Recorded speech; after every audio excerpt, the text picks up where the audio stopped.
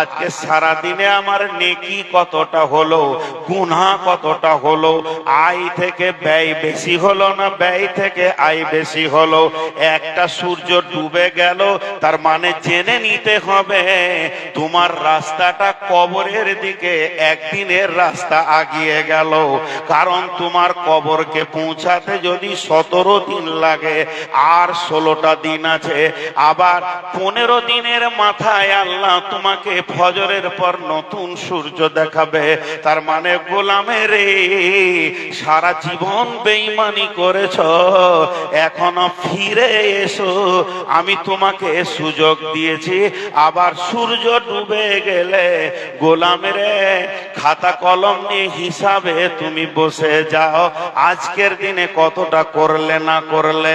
আজকে যতটা তুমি ঘাটতি করেছো, আগামী কালকে নফল পরে পুরা করে দিও, নচেত হিসাবের দিন যে মানদণ্ডটা শুরু হবে, তোমার ব্যয় বেশি হয়ে যাবে, আয় কম হয়ে যাবে।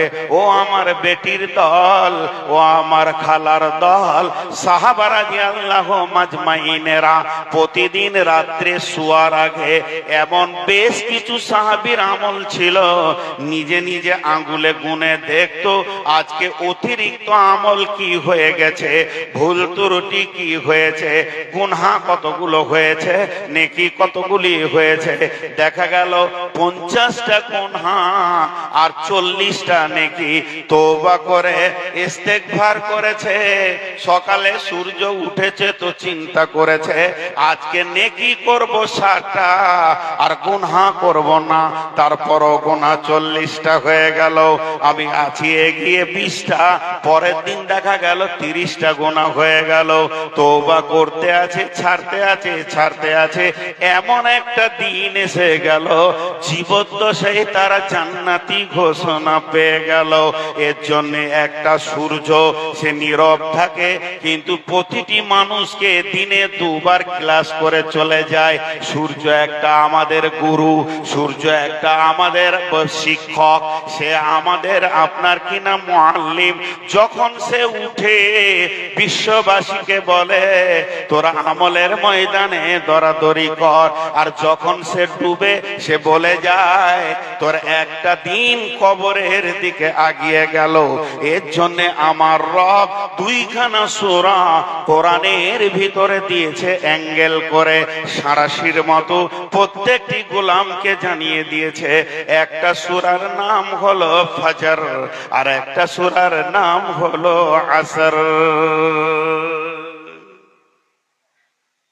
জি ভাই, এবার আমি আপনাদেরকে একটা মজার জিনিস দেখাই।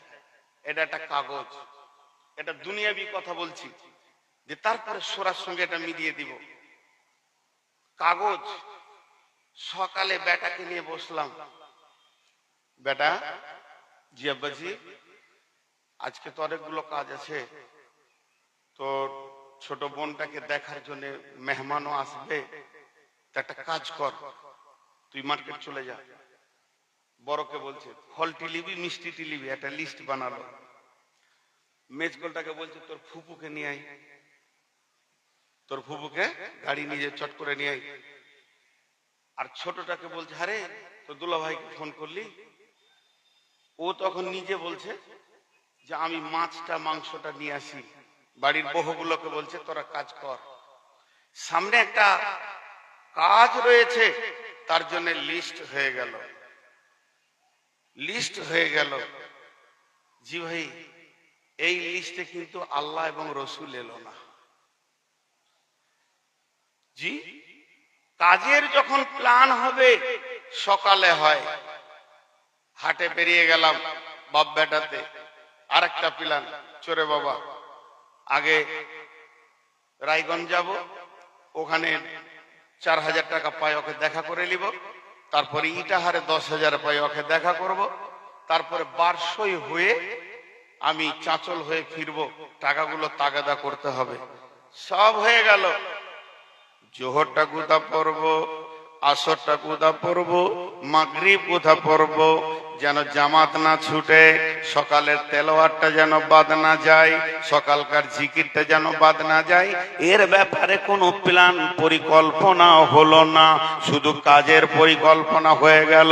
আমার সংসারে কে মেহমানদারি করবে আর কাকে মেহমানদারি করানো হবে, বউ বেটিরা নামাজের টাইমে নামাজ পড়তে পারবে কিনা।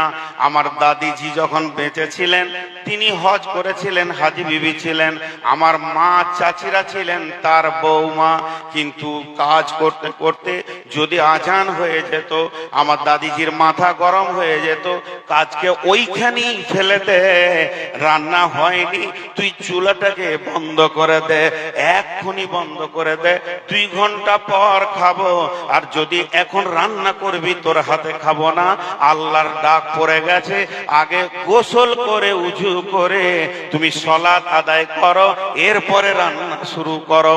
আল্লাহর হুকুমের বাইরে কিছু করা যাবে না। একজন ডাক্তার, আমি নাম বলবো না, এফআরসিএস নয় তিনি এমবিবিএস নয়, এফআরসিএস বহরমপুরে, এভাবে তিনি প্রেসক্রিপশন লিখছেন, আর আমি হলাম রোগী, আমার প্রেসক্রিপশন চলছে, মাত্র একটা ওষুধের নাম লিখেছে, আর যেই মসজিদে আজান হয়ে গেল আল্লাহু আকবার, সঙ্গে সঙ্গে কলমটা ছেড়ে দিলেন, কলম ছেড়ে দিয়ে তিনি বের হয়ে চলে গেলেন সোজা মসজিদে। আমাকে বললে আপনিও মসজিদে যান, সালাত পড়ে এসে প্রেসক্রিপশনটা পুরো করে দিব। একজন আল্লাহর ওলি ছিলেন, তিনি একটা চিঠি লিখছিলেন, নুন লিখেছে, আর নুনের মাঝে একটা ফুটা লাগবে, নুনের দাগটা দিয়েছে, ফুটাটা দিতে যাবে, মসজিদে আজান হয়ে গেছে, কলমটা ছেড়ে দিল। কেন ছাড়লো? আল্লাহর ডাকের পর পৃথিবীর একটা নোক্তাও আমি দিব না, আমি কোনো কাজ করতে পারবো না। হে যুবক, হে বৃদ্ধ, হে মহিলা, ওরে আমার মা, ওরে আমার খালা, ওরে আমার বিটি, সময়ের মূল্য যে বুঝে না সে নিজের মূল্য নিজেই বুঝে না। সে সময়কে হারিয়ে দেয়, সে নিজেকে হারিয়ে দেয়।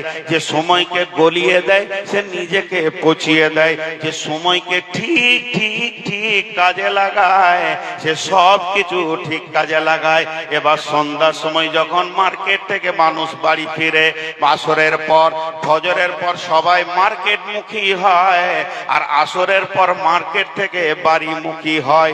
2 সময় রোডে লোক বেশি দেখা যায়, একটা ফজর পর আর একটা আসর পর। তখন ওরা মিলিয়ে দেখে 30টা মাল কেনার জন্য এসেছিলাম, একটা দেখ সব মালটা এসেছে কিনা, চেরিটা নেওয়া হলো কিনা, আপেলটা বাদ পড়ে গেল কিনা, বিস্কিটটা নেওয়া হয়েছে কিনা, পরানের বিস্কিট বাংলাদেশের বলেছিলাম নেওয়া হয়েছে কিনা। যেমন মিলিয়ে নেয়, আমার রব বলছে আসর পর তুমি যারা দিনের আমলটাকে একবার মিলিয়ে লাও, জোহরটা তাকবীরে ওলা হলো কিনা, আসরটা তাকবীর ফত হয়ে গেছে কি, তাহলে তুমি তওবা করার একটা সুযোগ পেয়ে গেছো। সূর্য তোমাকে জ্ঞান দিয়ে চলে গেছে, মানব কুল রে তওবায় বসে যা, সূর্য ডোবার আগে মাবুদের কাছে একবার কেঁদে নে, হে মাবুদ তোমার দেওয়া জীবন, তোমার দেওয়া শ্বাস, তোমার দেওয়া আলো, তোমার দেওয়া চোখ, তোমার দেওয়া কিডনি, তোমার দেওয়া দেহ নিয়ে তোমার সঙ্গে বেঈমানি হয়ে গেছে। মাবুদের তওবা করছি, আর সময়ের অপচয় করব না। আল্লাহ কত গুরুত্ব দিয়েছেন সময়কে, সময় কেন্দ্রিক 2খানা সূরা দিয়েছেন, এবং সময় কেন্দ্রিক কোরআনে আয়াত রয়েছে। আল্লাহ তাবারাক ওয়া তাআলা সূরা তারিকের ভিতরে কত বড় গবেষণা কথা বলেছেন। 2খানা আয়াতের তাফসীর করতে গিয়ে 2.5 ঘন্টা চলে যাবে। সেই আয়াত দুটাকে ওয়াস-সামাই ওয়াত-তারিক ওয়ামা আদরাকা মাত-তারিক আন-নাজমুস সাকিব ইন কুল্লু নাফসিন লাম্মা আলাইহা হাফিজ। আমি সংক্ষেপে মাত্র 5 মিনিট বলছি, এটা আমি গবেষণা করে দেখেছি।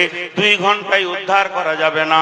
পৃথিবীতে খুব বেশি যদি মানুষ আছে, পৃথিবীতে খুব বেশি যদি মানুষ আছে 7.5 থেকে 8 কোটি মানুষ আছে, কিন্তু আল্লাহর গ্যালাক্সিতে কতগুলো তারা আছে শুধু গ্যালাক্সির ভিতরে 15 থেকে 30 কোটি তারা রয়েছে। আল্লাহ তাবারাক ওয়া তাআলা তাদের ব্যাপারে বলছেন, আসমানে যে রাত্রিতে আসা যাওয়া করে তাকে তোমরা চিনো কি? তাকে বলল, সেটা কি রাত্রি থেকে আসা যাওয়া করে? রাত্রিতে যায় আর আসে, সেগুলো হলো প্রজ্বলিত তারা।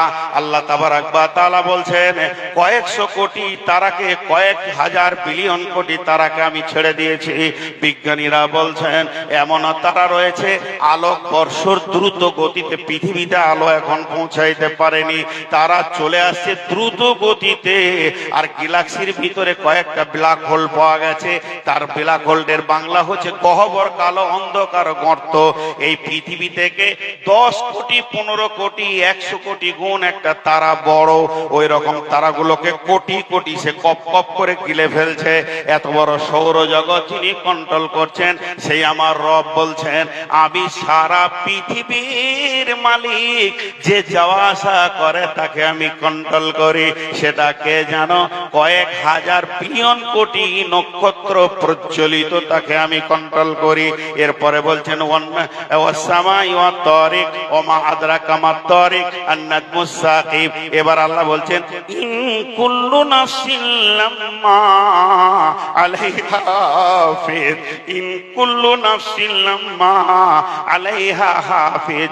তোদের 700 কোটি 800 কোটি যে মানুষ আছিস, তোদেরকেও আমি কক্ষপথে ছেড়ে দিয়েছি, একই গতিশীলে তোরা চলছিস, কিন্তু জেনেলে কার কবর কখন আছে তোরা জানিস না, আমি আল্লাহ জানি তোর কক্ষপথটা কত দূর চলছে। ইন কুল্লু নাফসিন লাম্মা আলাইহা হাফিজ, আমি প্রত্যেকটা আত্মার সঙ্গে হিফাজতের সঙ্গে আমি চালাচ্ছি। সূর্য নিজের কক্ষপথে চলছে, চাঁদ নিজের কক্ষপথে চলছে, এমনকি পৃথিবী দ্রুত গতিতে চক্কর মারে। আল্লাহ সূরা তারিকে বলছেন, সেই সাথে আমার আল্লাহ বলছেন, পৃথিবীতে যতগুলো আত্মা আছে, মানুষের আত্মা, গরু ছাগলের আত্মা, পিপুলিকার আত্মা, সমস্ত আত্মাগুলোকে আমি কন্ট্রোল করছি। তারা কিভাবে ধীরে ধীরে ধীরে ধীরে ধীরে ধীরে কবরে ঢুকবে, এ ব্যাপারে আমি হিফাজতে রেখেছি। অতএব সময় এত মূল্যবান। আমার নবী বলেছেন, উম্মতের হাত থেকে টাকা চলে যাক, হিরে চলে যাক, মণি চলে যাক, মুক্তা চলে যাক, পস্তায়ও না। ফালতু যে সময়টা চলে এসেছে, এর থেকে আর হতভাগাদের করার কিছুই নাই। যারা ফালতু সময় কাটায়, তাদের মতো হতভাগা আর কেউ নাই। বিশেষ করে ফেসবুক মানুষের সময়কে কেড়ে নিয়েছে। আমার পকেটে 10,000 টাকা ছিল, রাস্তায় এক গুন্ডা হাত ভরে কেড়ে নিয়েছে। যেমন আমি গরিব হয়ে গেলাম, নিঃস্ব হয়ে গেলাম, তেমনি সময়ের মূল্যটাকে হারিয়ে দিয়ে যুবকের যুবতীর কাছ থেকে ফেসবুক সময়কে কেড়ে নিয়েছে। এবার আমি সূরার দিকে যাব। এতক্ষণ আমি উপস্থাপনায় ছিলাম।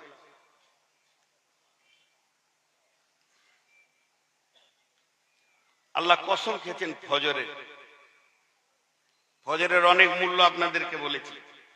ওয়াল ফাজরি ওয়ালায়ালিন আশরি ওয়ালায়ালিন আশরি, এবং 10 রাত্রির কসম। হজরের কসমের পর 10টা রাত্রির কসম খেলেন আল্লাহ। সেই 10টা রাত কোন 10 রাত? বিভিন্ন মত আছে। কেউ বলেছে রমজানের শেষ 10 রাত, যেহেতু সের ভিতরে লাইলাতুল কাদার লুকিয়ে আছে। কেউ বলছে না, এই 10টি রাত হচ্ছে মুহররমের প্রথম 10 রাত, যেহেতু এর ভিতরে অনেক তথ্যবহুল জিনিস লুকিয়ে আছে। এই মাসে আপনার কিনা কিয়ামত হবে, এই মাসে পৃথিবী সৃষ্টি, আদম সৃষ্টি। এইভাবে কেউ বলেছেন ওয়ালায়ালিন আশরি, আশরি বলতে মুহররমের 10 রাত। আবার এক মুফাসসির বলছেন না, এটা হলো জিলহিজ্জার 10টা রাত, যেহেতু এর ভিতরে মিনার দিন রয়েছে, রয়েছে, আরাফাতের দিন লুকানো রয়েছে। বিশুদ্ধ সূত্রে সব থেকে যেটাকে সহি বলা হচ্ছে, এদের ভিতরে অনেক মতান্তরের পর এটাকে সহি সূত্রে বলা হচ্ছে জিলহিজ্জার 10 রাত ওয়াসফি ওয়াল ওয়াতরি। আল্লাহ কসম খাচ্ছেন জোড়ার এবং বেজোড়। আল্লাহর সৃষ্টির ভিতরে জোড়াও আছে, বিজোড়ও আছে। আল্লাহর সৃষ্টির ভিতরে সূর্য একটা, চন্দ্র একটা, এইভাবে এগুলো বিজোড় রয়েছে, আবার জোড়া রয়েছে। ওয়া খালাকনাকুম আজওয়াজা, জোড়া সৃষ্টি করেছ সবার, তাই তো সুন্দর ধরা, একের লাগি অপর জনে হয় যে মাতোয়ারা। তাহলে কসম কয়টা হলো? একটা ফজরের কসম হলো, একটা 10 রাত্রির কসম হলো, একটা জোড়ার কসম হলো, আর একটা বেজোরের কসম হলো। 4টা কসম খেলেন। তারপর আল্লাহ বলছেন ওয়াল্লাইলি ইদা ইয়াসরি, এবং কসম ওই রাত্রি, যে রাত্রি চলমান হয়ে প্রভাতের দিকে কাছে এসছে, মানে রাত্রিটা গমন হতে হতে শেষের দিকে পৌঁছেছে। 5 নম্বর কসমটা আমার রব বলছেন ওয়াল্লাইলি ইদা ইয়াসরি। এরপরে আমার আল্লাহ প্রশ্ন রাখছেন হাল ফি যালিকা কাসামুল লিযি হিজরি, হাল ফি যালিকা কাসামুল লিযি হিজরি, হাল ফি যালিকা কাসামুল লিযি হিজরি। এগুলো কি জ্ঞানী ব্যক্তিদের জন্য কসম নয়? আল্লাহ জ্ঞানী ব্যক্তিদের গায়ে হাত দিলেন। এই কসমগুলো কি জ্ঞানীদের জন্য নয়? এখানে যতগুলি লোক বসে আছেন, একটা কথা জিজ্ঞেস করব, সবাই কষ্ট করে একটু উত্তর দেবেন। সেটা কি? সেটা হচ্ছে পৃথিবীতে যত ব্রেকের নাম শুনেছেন, ব্রেক, সাইকেলের ব্রেক, মোটরসাইকেলের ব্রেক, মারুতির ব্রেক, ট্রেনের ব্রেক, প্লেনের ব্রেক, সব থেকে দামি ব্রেক কি? সব থেকে হার্ড ব্রেক কি? যুবকরা অ্যাপাচি চালাইছে, সব থেকে হার্ড ব্রেক কি? এতগুলো লোক চুপ আছে।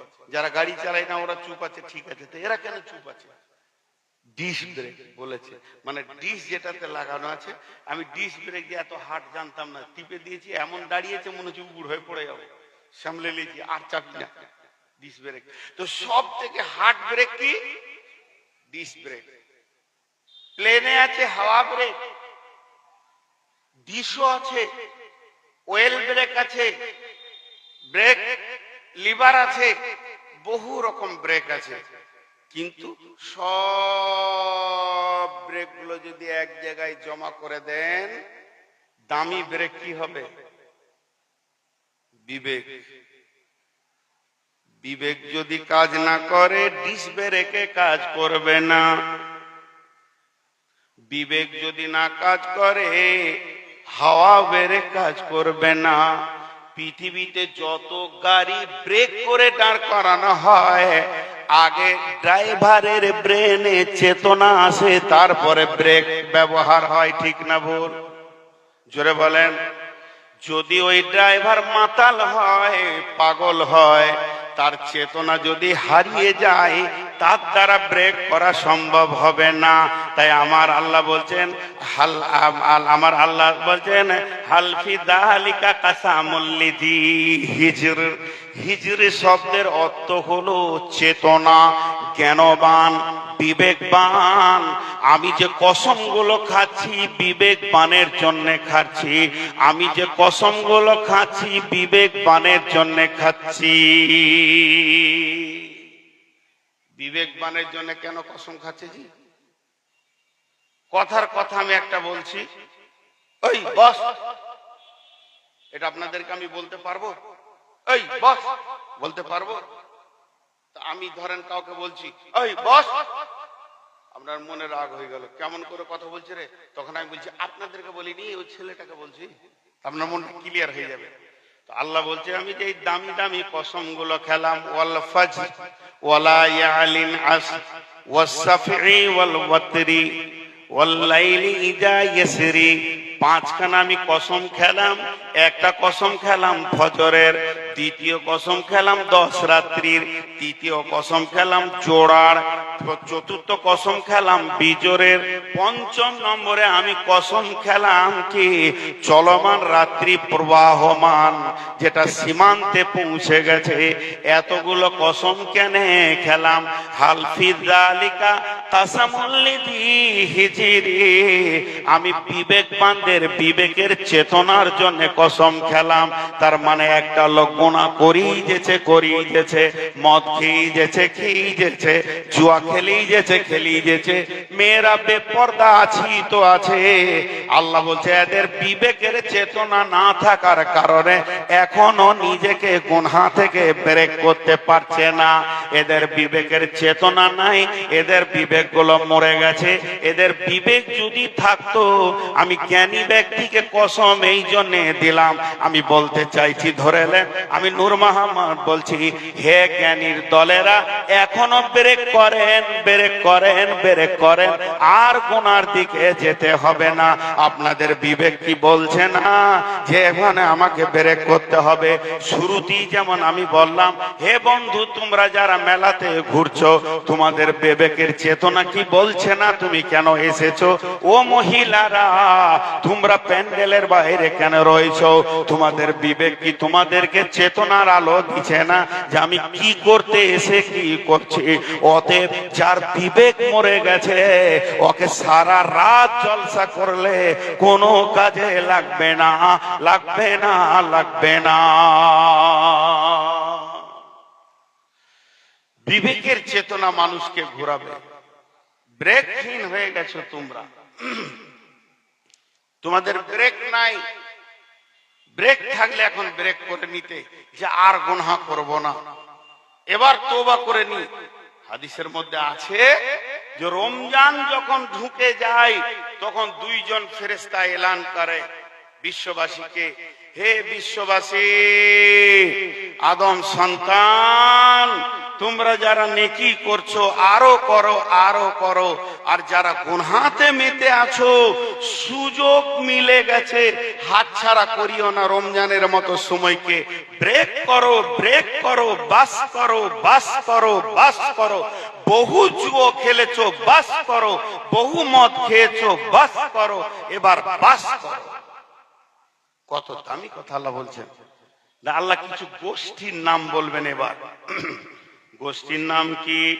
আলম তারা কাইফা ফাআলা রাব্বুকা বিআদ ইরাম যাতিল ইমাদ আল্লাতী লাম ইখলাক মিসলুহা ফিল বিলাদ।